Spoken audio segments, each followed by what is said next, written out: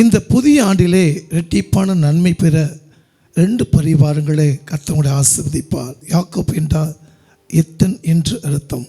ஆனால் தன்னுடைய தகப்பனையும் தன்னுடைய சகோதரியும் ஏமாற்றப்பட்ட நிலைமையிலே தன்னுடைய மாமா லாபான் இடத்துல கடந்து போனார். தன்னுடைய இனத்தை விட்டு கடந்து போகும்போது ஒரு பொருத்தனை அவர் செலுத்தி கொண்டார்.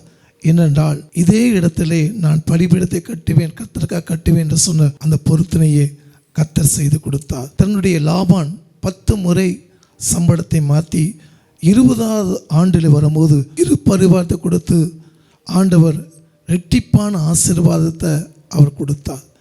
ஒருவேளை உங்கள் வாழ்க்கையில் நீங்கள் இழந்திருக்கலாம். எப்படி யாக்கோப்பு திரும்பி அந்த இடத்த வரும்போது தேவாலயத்தை ஒரு பலிபீடத்தை கட்டுவேன் என்று சொல்லி பொருத்தனை பண்ணாரோ, அதே போல தான் போகும்போது வெறும் கையோடு போகும்போது கோளோடு போனார். திரும்பி வரும்போது 2 பரிவாரத்தை ஆசீர்வாதத்தை கர்த்தர் இன்ற நாள் பொருத்தனை பண்ணி ஜெபிங்க. கர்த்தர் 2 பரிவாரத்தை கொடுத்து உங்களை ஆசீர்வதிப்பார்.